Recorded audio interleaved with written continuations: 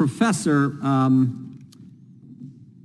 earlier, about an hour ago, Mr. Slavitt, in his, I'm reading from his written testimony, but I believe he said it in his oral testimony as well. He had this statement: "To my knowledge, no one within the administration ever sought to make decisions for Facebook or any other social media company over their content moderation." Is that an accurate statement made by Mr. Slavitt? That is not what I've seen in all the correspondence that I've reviewed. You stand by that statement, Mr. Slavitt? Yes, I do, Mr. Chairman. So the administration never sought to make decisions for Facebook or any other social media platform over their content moderation?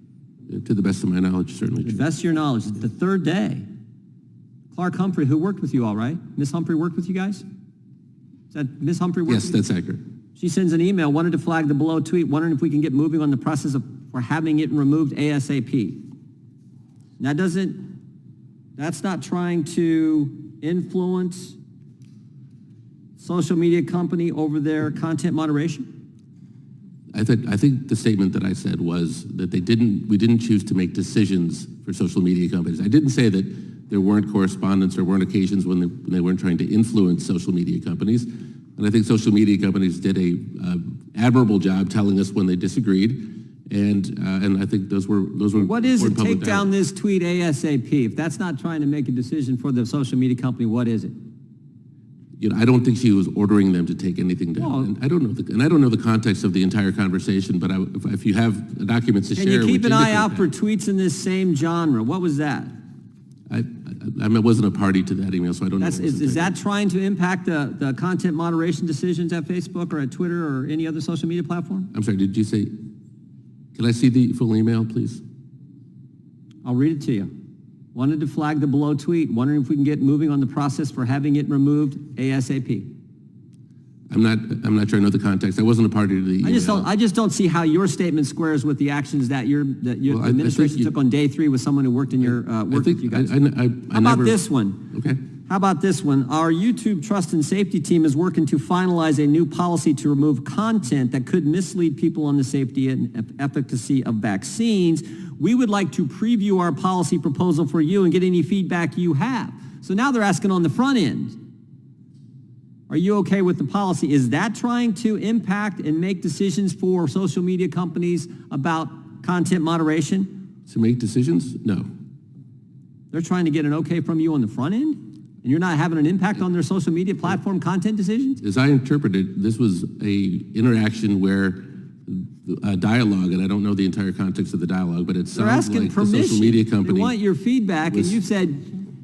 It sounds like part of a dialogue about what constituted consistency with their policy. That's far different, in my opinion, Mr. Chairman, from someone making a decision on their behalf. Okay, I don't know the occasion. Mr. Flaherty, in your opening statement, you said something that I just found astounding. Twitter's new owner abandoned all its prior policies related to COVID misinformation over a year and a half ago.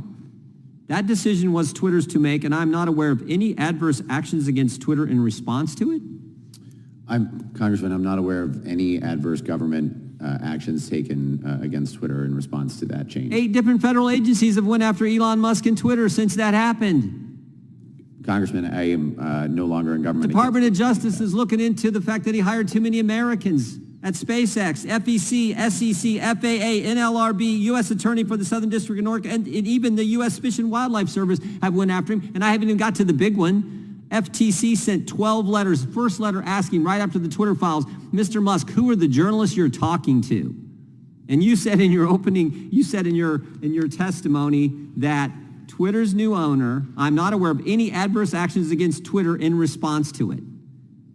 Literally, one of the most ridiculous things I've heard. Every agency you can imagine went after this guy because he's advocating for free speech in the First Amendment. You stand by your statement? Congressman, I do stand by the statement. I can't. You weren't aware of any of that? You weren't aware that the FTC sent 12 letters, and the first letter said, we know you're talking to 4 journalists. 2 of them testified in front of this committee twice. And we want to know who else you're talking to. Asking someone, who are the journalists you're talking to? Direct attack on the First Amendment. And you say nothing's happened. No adverse actions against Twitter in response to what he's done. Congressman, again, I'm here to speak about my experience in government and interacting with social media companies. I left the government in June of 2023. I can't speak to this, and I certainly This happened before that. Reclaiming my time, these sound like mafia tactics when we send every three-letter agency known to the U.S. government after Elon Musk when he comes out for free speech. And with that, I yield back.